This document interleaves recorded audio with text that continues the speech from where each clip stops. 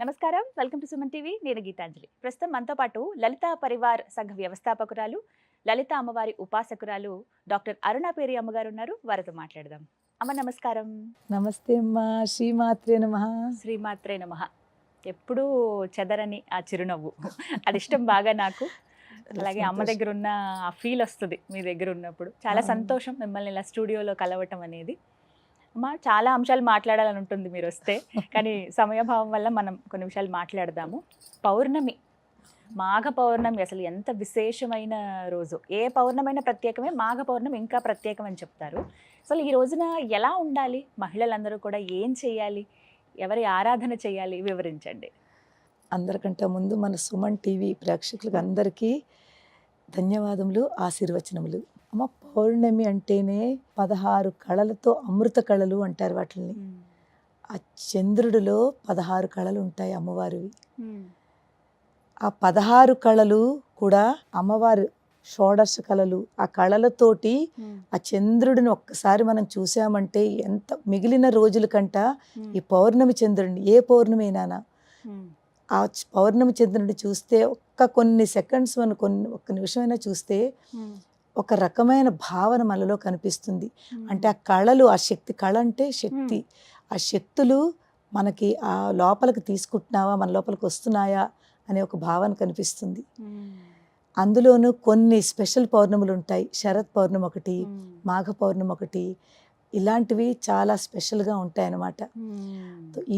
ఈ పౌర్ణముల రోజుల్ని మనకి ప్రతి వాళ్ళకి స్పెషల్గా మన ఆడవాళ్ళ గురించి వాళ్ళందరూనమ్మా అన్ని రోజులు ఉపాసన ఏదో చేస్తుంటాం, పూజలు చేస్తూ ఉంటాం.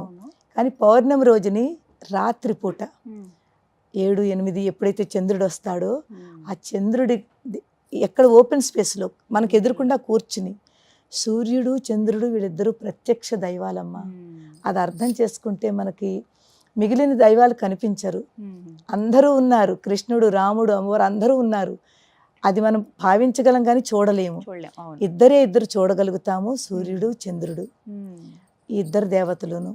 అటువంటిది పౌర్ణమి రోజుని ఆ చంద్ర దర్శనం చేసుకుంటూ ఎంత టైం ఉంటే అంత టైము మీరు లలితా సహస్రం కానీ, సౌందర్య లహరి కానీ, అమ్మవారి స్తోత్రములు, తర్వాత మీరు ఖడ్గమాల కానీ, ఇంక ఏ స్తోత్రమైనా, మీకు ఏ స్తోత్రమైనా, అన్నపూర్ణాష్టకం కానీ, ఒకవేళ స్తోత్రాలు రాకపోయినా ఏదో ఒక అష్టకం తీసుకుని ఆ చంద్రుడు ఎదురకుండా కూర్చుని ఒక్క 10 నిమిషాలు 5 నిమిషాలు ధ్యానం చేస్తూ మీరు చదవండి అమ్మాయి స్తోత్రాలు.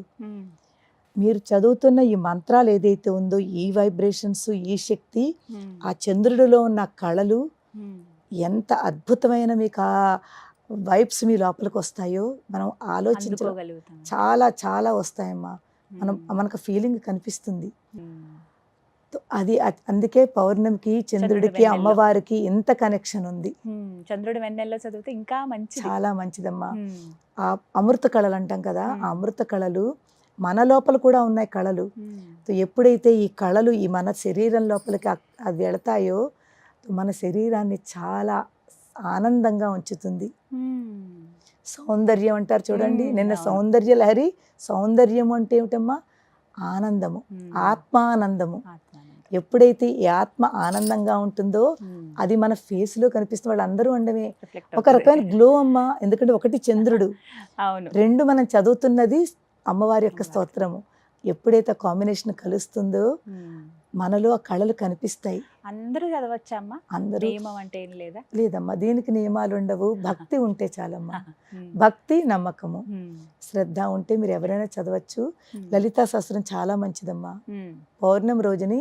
ఎందుకంటే సౌందర్య లహరి అది అందరూ కొంచెం పెద్దది, నేర్చుకోవాలి కూడా కదా. లలిత అందరూ నేర్చుకుంటున్నారు. స్పెషల్లీ మన లలితా పరివార్లో ఉన్న వాళ్ళందరూ కూడా వేలకు వేలు ఇప్పుడు మంది నేర్చుకున్నారు. అవును.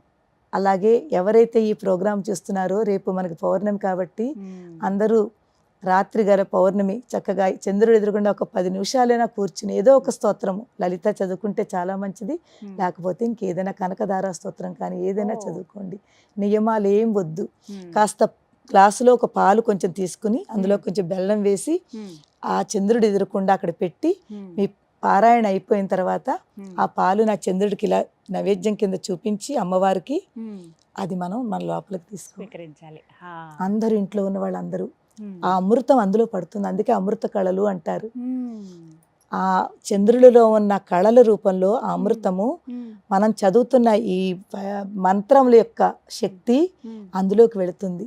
వెళ్ళి అది ఒక అమృతం కింద తయారవుతుంది.